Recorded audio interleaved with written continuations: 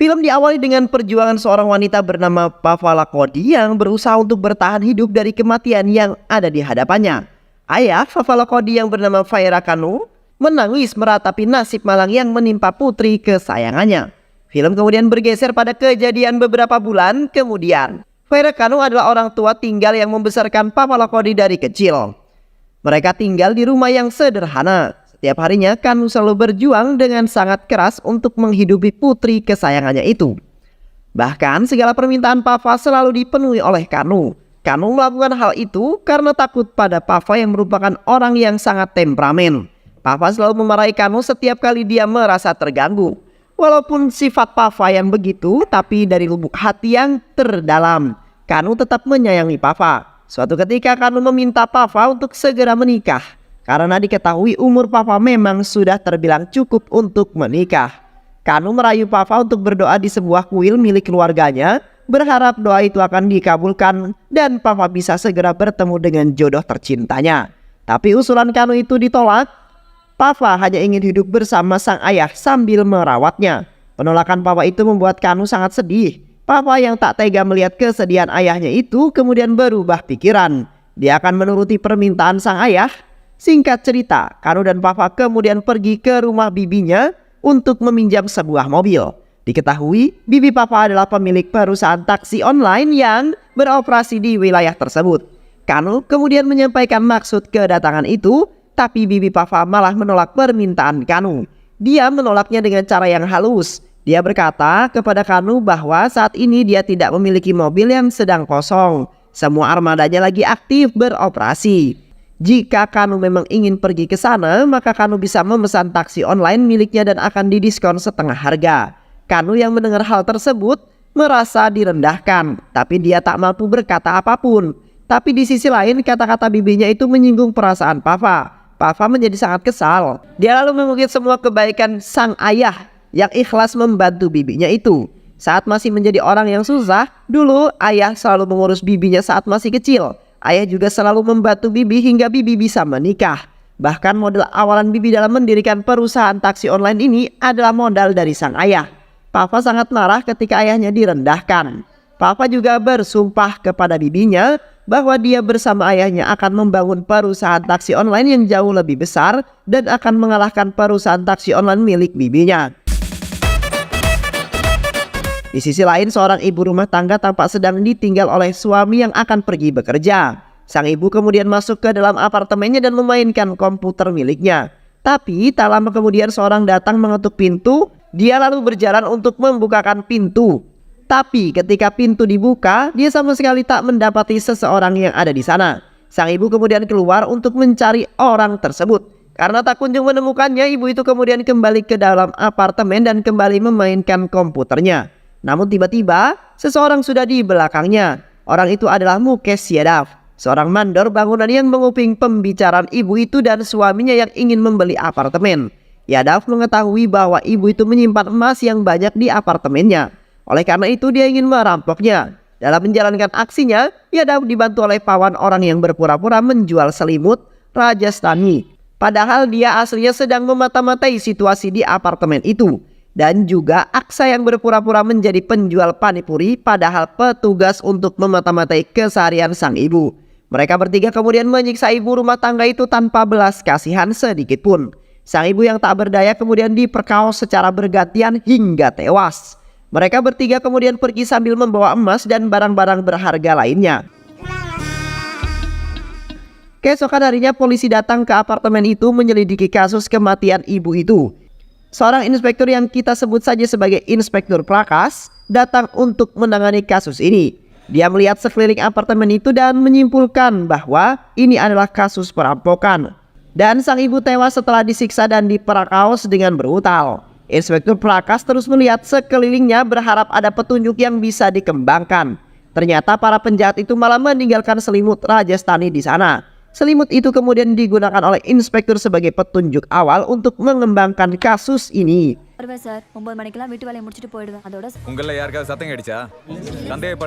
Sementara itu Pava dan juga Kanu, ayahnya terus mencari semua uang tabungan yang mereka miliki. Setelah semuanya terkumpul, Papa kemudian menggunakan uang itu untuk membeli mobil. Mereka pergi ke sebuah showroom, tapi baru saja sampai tiba-tiba jantung Papa berdetak dengan sangat kencang. Hal itu membuat Papa menjadi sangat pusing. Kanu yang mengkhawatirkan kondisi Papa berniat untuk mengajak Papa pulang terlebih dahulu. Tapi beruntung pusing itu tak berlangsung lama. Papa kembali melanjutkan urusannya. Papa bersama Kanu sedang melihat-lihat mobil yang mana akan yang mereka beli. Banyak model-model modern yang ada di sana. Tapi entah mengapa, Papa justru tertarik dan membeli sebuah mobil klasik yang ada di sana. Kanu sempat protes, tapi Papa sama sekali tak memperdulikannya. Di malam hari, mobil itu sempat memperlihatkan keanehannya. Anjing-anjing yang menyadari keanehan itu kemudian bergonggong dan membuat Papa terbangun. Papa mengecek kondisi mobilnya, tapi dia sama sekali tak menemukan keanehan di sana. Papa menganggap keanehan itu ditimbulkan oleh seekor kucing. Keesokan harinya mobil sudah siap untuk menjalankan tugasnya. Papa dan Kanu sedang deg-degan menunggu penelpon pertama dan benar saja tak lama kemudian telepon itu berbunyi. Papa dan juga Kanu ayahnya saling berebut untuk menjawab panggilan itu. Papa berhasil mengangkatnya, bukannya minta diantarkan ke suatu tempat. Penelpon itu justru ingin menyewa mobil untuk mengantar sebuah jenazah. Papa tentu saja kesal. Dia langsung memarahi penelpon itu dan mengakhiri teleponnya. Mereka terus menunggu panggilan yang kedua. Setelah menunggu cukup lama, panggilan kedua pun akhirnya masuk. Orang itu meminta Papa untuk mengantarkan ke bandara. Dan setelah ketemuan ternyata orang itu adalah Kanu, ayahnya Papa yang menyamar sebagai seorang pilot. Di sisi lain, Inspektur Prakas terus pergi ke berbagai tempat untuk mencari informasi mengenai kasus tersebut. Hingga pada akhirnya, dia menyadari ada sebuah warung yang menjual selimut Rajasthani. Inspektur Prakas selalu menginterogasi pemilik warung tersebut. Dia menanyakan dari mana pemilik warung bisa mendapatkan selimut itu. Pemilik warung kemudian mengatakan bahwa selimut itu didapatkan dari sepeda yang ada di gang depan warungnya. Di sepeda itu terdapat banyak selimut Rajasthani. Tapi karena si pemilik sepeda itu tak kunjung datang, dia akhirnya mencuri beberapa selimut itu. Setelah mendengar pernyataan tersebut, Inspektur Prakas selalu meminta anak buahnya untuk tetap menyelidiki dari mana selimut itu berasal dan siapa pemiliknya. Sedangkan Inspektur Prakas sendiri akan mencari sebuah petunjuk lainnya. Di tempat lain, Kanu ternyata mendapatkan orderan taksi dari penelpon pertama yang tadinya dimarahi Papa. Karena takut, Kanu kemudian pergi dari sana dengan mengendarai mobilnya. Tapi tak lama kemudian mobil itu malah berasap dan mogok di tengah jalan. Keesokan harinya, Kanu kemudian menceritakan kejadian itu kepada Papa. Papa kemudian mengajak ayahnya untuk berdoa di kuil dengan harapan keanehan dari mobil itu segera menghilang. Mereka kemudian pergi ke sana, tapi di tengah jalan, seorang nenek pendeta kuil memperhatikan mereka. Nenek mengatakan bahwa mereka tidak boleh berdoa dengan membawa mobil ini. Jika kalian ingin berdoa di kuil, berdoalah berdua. Tinggalkan mobil itu di sini. Papa dan juga Kanu sama sekali tak mendengarkan omongan nenek tersebut. Mereka tetap membawa mobil itu ke kuil. Tetapi sesamanya di sana, bunga persembahan yang sudah disiapkan di atas mobil malah terbang ke langit, seolah-olah menandakan bahwa mobil itu ditolak. Di tempat lain, seorang pengendara mobil tak sengaja menabrak seorang pengendara motor. Dia lalu keluar untuk memastikan kondisi sang pemotor. Ternyata pengendara motor itu adalah Yadav. Yadav sengaja melakukan modus pura-pura tertabrak untuk membegal si pengendara mobil. Terlihat Pawan dan Aksa juga ada di sana. Usut punya usut, pengendara mobil itu ternyata adalah seorang kontraktor bangunan. Yadav kembali menguping isi pembicaraan kontraktor itu dengan kliennya. Itulah awal dari Yadav melakukan pembegalan ini. Di sisi lain, anak buah Inspektur Prakas yang ditugaskan untuk menyelidiki selimut Rajasthani sudah mendapatkan sebuah petunjuk. Dia lalu mengetahui siapa pemilik selimut Rajasthani itu. Dia memperlihatkan foto pemilik itu dan ternyata itu adalah fotonya Pawan. Inspektur Prakas akan bergerak untuk memburu Pawan. Keesokan harinya di rumah Kanu, Papa mendapati sebuah telepon masuk yang ternyata itu adalah telepon dari keluarga mempelai pria. Kanu menjodohkan Papa secara diam-diam. Papa mengetahui hal itu tentu saja marah. Tapi amarahnya menghilang ketika Kanu mengatakan bahwa dia ingin menyaksikan putri sematawayangnya menikah sebelum dirinya meninggoy. Papa seketika menuruti permintaan ayahnya itu. Dia akan menikah dengan syarat suaminya nanti harus tinggal di rumah ini dan mau merawat ayahnya. Singkat cerita, keluarga sang mempelai pria pun datang ke rumah Papa. Ternyata mereka adalah keluarga dari Inspektur Prakas. Ibu Prakas sangat terpesona dengan kecantikan dan keanggunan Papa. Dia lalu menghubungi Prakas untuk bisa segera datang menemui calon istrinya. Prakas yang sedang menjalankan tugasnya kemudian datang memenuhi panggilan ibunya. Sesampainya di sana, Prakas malah langsung memarahi Papa dengan mengatakan bahwa Papa adalah wanita kampungan yang tak pantas bersanding dengannya. Papa yang mendengar kata-kata itu tentu saja marah. Dia langsung membanting wadah yang ada di tangannya. Kemarahan Papa itu membuat keluarga Inspektur Prakas pergi dari sana. Beberapa hari kemudian, Papa mendapati sebuah telepon masuk. Ternyata sang penelpon memberikan pesanan kepada Papa agar dirinya bisa diantar ke Tilupati selama 20 hari. Papa kemudian menyewa seorang sopir yang akan menggantikan peran sang ayah. Sopir itu adalah pria bernama Anan. Saat Anan ingin pergi, dia meminta kunci mobilnya kepada Papa. Tapi ternyata kunci itu hilang dari tempatnya. Papa terus mencari kunci tersebut karena tak kunjung menemukannya. Papa kemudian memanggil seorang ahli duplikat kunci untuk segera menduplikat kunci mobilnya. Tapi orang tersebut gagal menduplikat kunci mobil Papa. Papa mulai panik, tapi tak lama kemudian Kanu menyerahkan kunci mobil yang telah disembunyikannya itu. Anan lalu mencoba untuk mengendarai mobil itu. Meski sudah dinyalakan dan gigi sudah dimasukkan, tapi mobil itu tak kunjung jalan ke depan. Tapi ketika Papa menyentuhnya, mobil itu tiba-tiba bisa melaju ke depan. Anan kemudian mengantar kliennya itu ke lokasi yang diinginkan. Awalnya Anan memang menguasai jalan mobil itu, tapi tak lama kemudian Anan kehilangan kendali atas mobilnya. Mobil itu bergerak dengan sendiri mengikuti sebuah sepeda yang sedang lewat. Ternyata orang yang sedang naik sepeda itu adalah Pawan. Salah satu dari 3 orang pelaku pembunuhan kejam terhadap 2 orang beberapa waktu yang lalu. Mobil itu mengikuti Pawan dengan terburu-buru hingga membuat Anan dan kliennya menjadi sangat ketakutan. Tapi tak lama kemudian Pawan telah menghilang dan mobil itu kehilangan jejak. Mobil itu terus berkeliling mencari keberadaan Pawan hingga pada akhirnya dia berhenti mendadak dan hampir terlibat kecelakaan. Anan yang sudah tak sanggup lagi mengemudikan mobil itu kemudian menghubungi Papa dan menceritakan semuanya. Anan dan kliennya pergi dari sana dan Papa diminta mengambil mobilnya sendiri. Papa kemudian datang ke lokasi mobil itu. Dan benar saja mobil itu masih dalam keadaan menyala. Papa kemudian mengendarai mobil itu untuk dibawa pulang. Tapi di tengah jalan, dia kehilangan kendali atas mobilnya. Mobilnya bergerak sendiri ketika dia melihat Pawan. Mobil itu terus mengikuti kemanapun Pawan pergi. Pawan yang menyadari bahwa dirinya diikuti, berusaha untuk lari menyelamatkan diri. Hingga sampai di sebuah terowongan. Papa yang mencoba mengambil alih langsung diikat. Papa kemudian melihat bayangan mobilnya yang ditembok sebagai seekor anjing. Bayangan anjing itu terus menggigit Pawan hingga tewas. Bahkan darah Pawan pun sampai muncrat ke kaca mobil tersebut.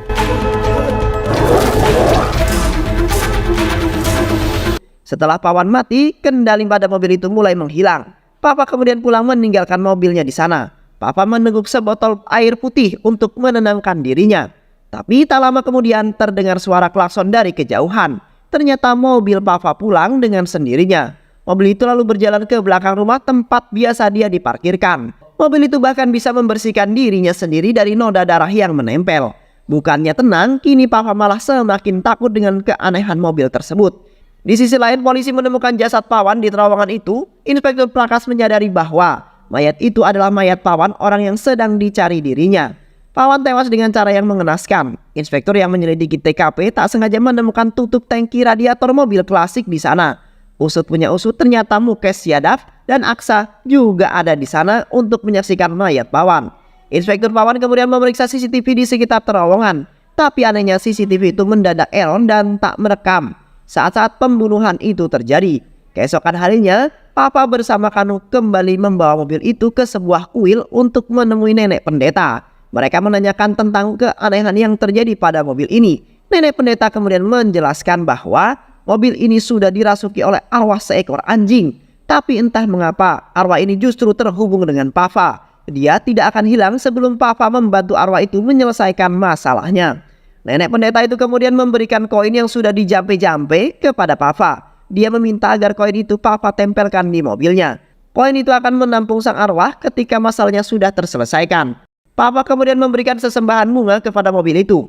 Kanu yang masih tak percaya dengan kata-kata nenek pendeta itu mencoba untuk menghina sang mobil. Tapi sang mobil kemudian marah dan berniat untuk mencelakai Kanu.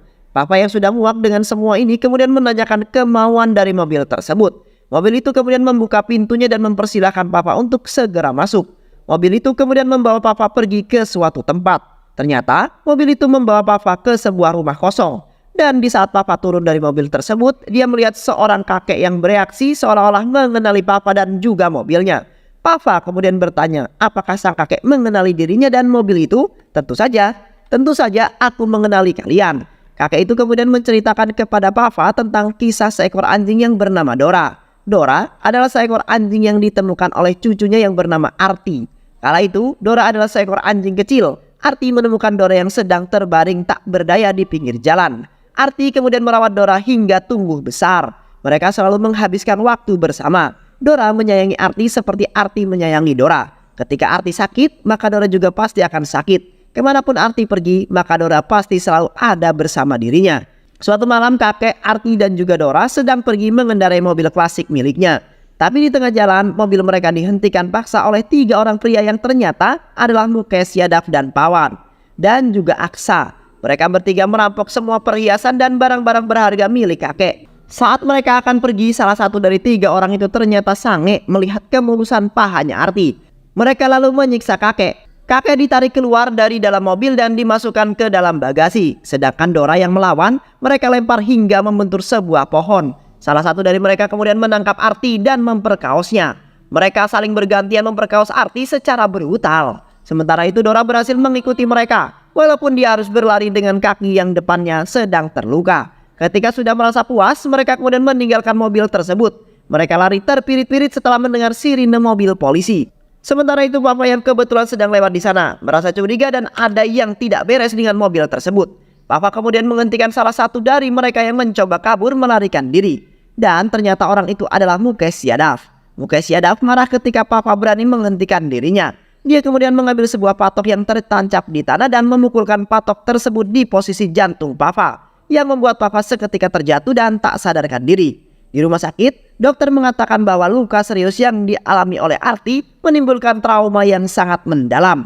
Trauma itu membuat otak Arti menjadi tidak berfungsi alias mati. Dokter kemudian menanyakan agar jantung Arti didonorkan saja kepada wanita kritis yang ada di sana.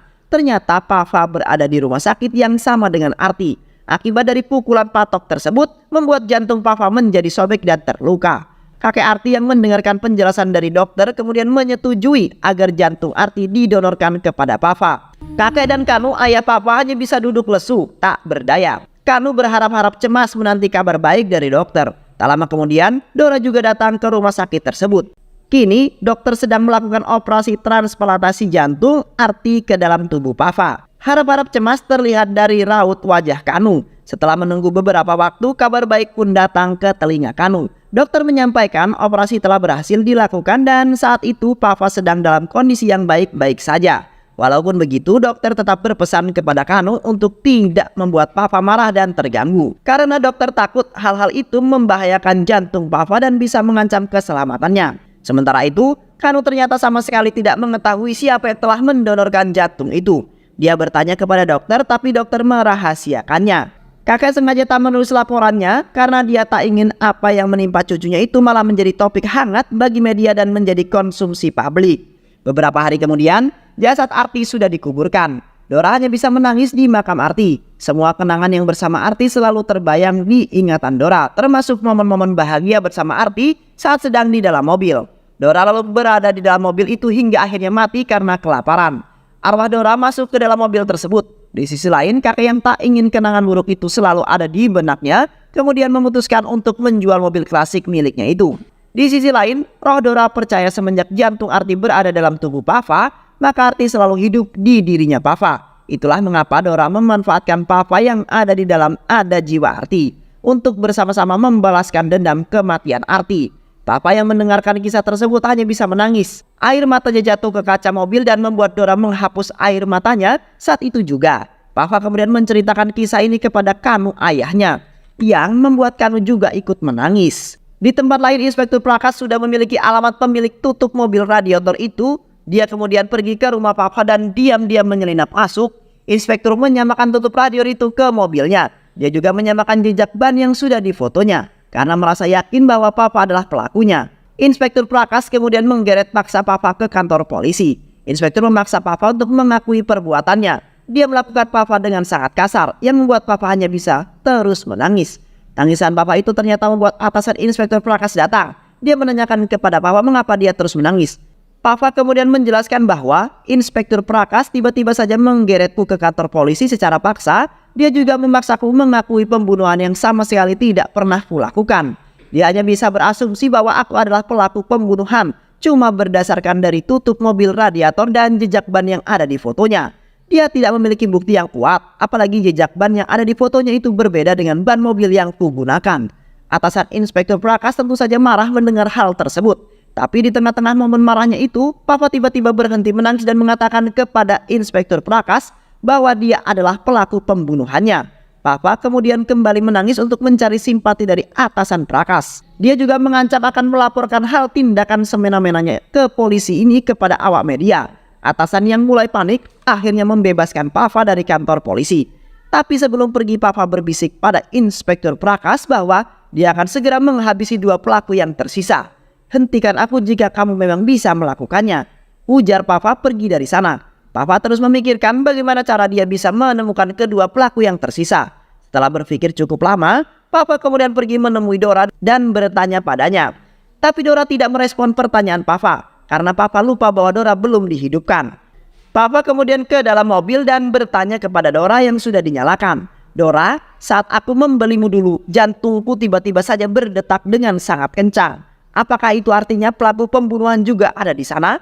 Dora lalu membenarkan pernyataan Papa tersebut dengan membunyikan klaksonnya. Papa kemudian menghubungi showroom tempat dia membeli mobil Dora. Papa meminta agar pihak showroom bisa memutarkan CCTV pada saat dia membeli Dora. CCTV kemudian diputar dan Dora diminta untuk menunjukkan siapa pelakunya.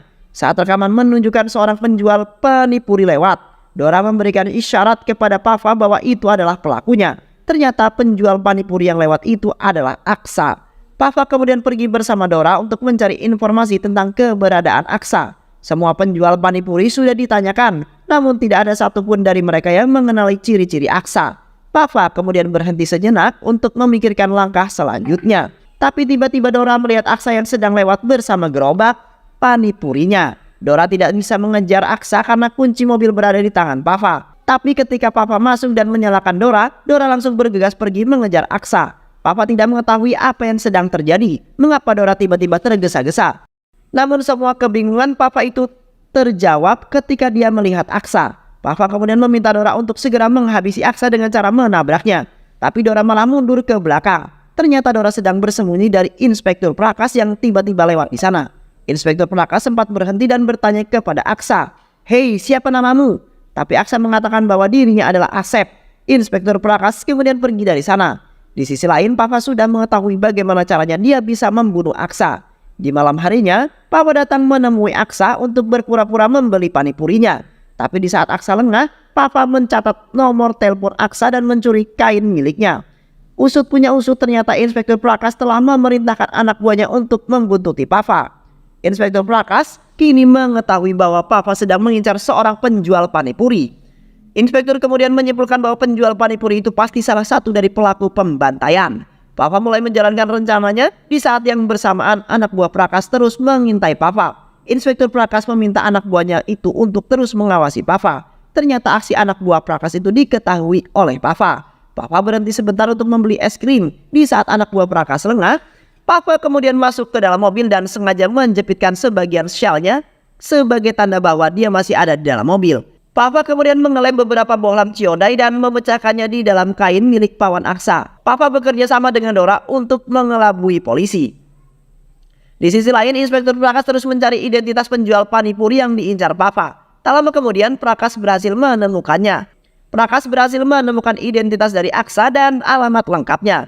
Di dalam mobil, Papa kemudian menghubungi Aksa. Dia mengatakan kepada Aksa bahwa dia mengetahui pembunuhan yang dilakukan oleh Aksa. Aksa yang mendengarnya menjadi panik dan ketakutan. Papa kemudian mengatakan kepada Aksa bahwa posisinya sedang menuju ke rumahnya. Papa meminta Aksa untuk melarikan diri dari pintu belakang. Di saat jarak situasi sudah aman, Papa kemudian melompat dari dalam mobil, sedangkan Dora tetap melanjutkan perjalanannya. Polisi berhasil dikelabui. Mereka tetap mengira bahwa Papa masih ada di dalam mobil dan terus mengikutinya. Sementara itu, Aksa yang sedang berlari kemudian menghubungi Mukesh Yadav dan menceritakan bahwa saat ini polisi sedang mengejarnya. Tak lama kemudian, jantung Papa berdetak kencang. Papa lalu mengeluarkan kain yang sudah ditempel dengan pecahan beling bohlam. Saat Aksa lewat di hadapannya, Papa langsung melilitkan kain itu ke leher Aksa. Papa terus membelit kain kaca itu sambil membayangkan rasa sakit yang dialami Arti saat mereka memperkaosnya. Papa kemudian pergi dari sana setelah Aksa benar-benar meregang nyawa. Di tempat lain, Dora ternyata terus berjalan hingga kembali ke rumah Papa. Anak buah Prakas lalu menghubungi Prakas dan melaporkan hal tersebut. "Pak, kami sudah mengikuti Papa hingga sampai di rumahnya. Dia sama sekali tak berhenti di tengah jalan dan melakukan hal yang mencurigakan." Tapi di sisi lain, salah satu anak buah Prakas kemudian menemukan jasad Aksa yang sudah tewas di tengah jalan. Inspektur Prakas bingung dengan apa yang terjadi. Di satu sisi, anak buahnya yakin bahwa Papa sama sekali tak turun dari mobil, tapi di sisi lain, anak buahnya menemukan Aksa yang sudah tewas di tengah jalan. "Jika Papa bukan pelakunya, lantas siapa yang melakukan pembunuhan itu?" ujar Inspektur Prakas. Di sisi lain, Mukesh Yadav merasa sedih dengan apa yang menimpa kedua sahabatnya. Dia bersumpah akan membalas perbuatan orang yang sudah membunuh kedua sahabatnya itu. Yadav lalu pergi dari rumahnya untuk mencari orang tersebut. Di kantor polisi, Inspektur Prakas mulai terlihat sedang gelisah, cemas tentang kasus yang tengah ditanganinya ini. Dia takut dirinya gagal dalam memecahkan kasus pembunuhan ini. Tapi tak lama kemudian angin segar datang kepada Inspektur Prakas. Salah satu anak buahnya mengatakan bahwa mereka telah berhasil mengetahui identitas dan alamat pelaku yang tersisa. Inspektur Prakas kemudian pergi ke rumah Yadav. Tapi sayangnya, Yadav sudah meninggalkan rumah itu. Di sisi lain, Papa sedang mengangkat telepon dari seorang yang ternyata itu adalah Mukesh Yadav. Yadav telah mengetahui bahwa Papa adalah pelaku pembunuhan kedua sahabatnya. Yadav kemudian mengancam akan segera menghabisi nyawa ayahnya Papa. Papa menjadi panik, dia langsung pergi ke kamar ayahnya untuk memeriksanya. Dan benar saja ternyata Kanu, sang ayah sudah tak lagi di dalam kamarnya. Papa kemudian mengambil selimut ayahnya itu dan meminta Dora untuk segera mengendus keberadaan ayahnya. Di sisi lain, ternyata obrolan Papa dan juga Yadav telah disadap oleh Inspektur Prakas. Inspektur Prakas langsung pergi mengejar mobil milik Papa. Papa yang mengetahui hal itu meminta Dora untuk melakukan sesuatu. Dora lalu membocorkan sedikit bensinnya dan membakar jalanan tersebut. Dora berhasil menghentikan laju Inspektur Prakas. Tapi salah satu anak buah Prakas berhasil mencegat Dora. Posisi Dora kini terpojok, dirinya terkepung oleh mobil polisi. Tapi lagi dan lagi Dora tidak kehilangan akal. Dia membuat kumpulan asap dan pergi dari sana. Singkat cerita, Dora telah sampai di gedung yang masih dibangun. Gedung itu adalah tempat Yadav menyandra ayahnya Papa. Papa meminta agar Dora segera menghabisi Yadav. Tapi Yadav datang bersama Kanu dan siap menghabisinya. Papa yang melihat hal itu tentu saja panik. Dia tak tahu harus melakukan apa. Dia hanya bisa menuruti perkataan Yadav. Yadav meminta Papa untuk segera keluar dan mencabut kunci mobilnya itu. Hingga Dora dapat dipastikan tidak bisa membantu Papa. Yadav lalu menendang Kanu dan menghajar Papa. Dia menghajar mereka dengan sesuka hati. Yadav kemudian mengolok-olok mobil tersebut. Dia tak percaya jika mobil itu berhantu. Yadav kemudian menjambak rambut Papa dan membetulkan kepalanya ke lampu depan mobil hingga pecah. Dia juga merusak mobil tersebut, semua kacanya dipecahkan. Badan mobil dipukul hingga penyok dan ringsek. Kebrutalan Yadav itu membuat koin yang diberikan nenek pendeta jatuh. Papa ingat bahwa dulu tukang duplikat kunci pernah menghidupkan mobilnya hanya dengan koin. Papa ingin menghidupkan Dora, tapi Yadav terlebih dahulu menarik dan menyiksanya. Siksaan itu membuat koin yang ada di tangan Papa mental masuk ke dalam mesin mobil. Saat Yadav ingin memperkaos Papa yang sudah tak berdaya, tiba-tiba saja Dora kembali hidup. Dia melempar sebuah besi kecil yang menjadi simbolnya ke lehernya Yadav. Dora kemudian menabrak Yadav hingga membuat sekarat. Dora lalu memperbaiki dirinya sendiri hingga kembali dalam kondisi mulus seperti sedia kala. Dia juga menyemprotkan air kepada Papa untuk membangunkannya. Papa yang sudah bangun lalu melihat kondisi Yadav yang sedang sekarat. Dia masih kesal dengan perbuatan Yadav. Papa kemudian masuk ke dalam mobil. Dia membayangkan rasa sakit yang Arti rasakan saat disiksa Yadav. Papa lalu meminta Dora untuk kembali menabrak Yadav. Tabrakan itu membuat kepala Yadav masuk ke dalam mobil. Dora menyiksa Yadav seperti seekor anjing yang sedang mencabik-cabik mangsanya. Yadav pun tewas di tempat. Misi Dora itu untuk membalas dendam berhasil terwujud. Dan film pun selesai. Jangan pernah meremehkan rasa sakit seseorang, karena sejujurnya semua orang yang sedang berjuang pasti punya rasa sakit. Ya iyalah, dan beberapa orang lebih memilih untuk menyembunyikannya. Dan jangan pernah meremehkan seseorang yang telah berjuang untukmu. Hargai itu ya Mbak, Ses, Kang, semuanya. Karena suatu saat bisa saja ya lebih tinggi derajatnya dari dirimu, dan membuat kamu memohon-mohon karena membutuhkan mereka. Semoga sahabat semua terhibur, dan sampai bertemu lagi di video-video berikutnya. Sehat selalu. Wassalamualaikum warahmatullahi wabarakatuh.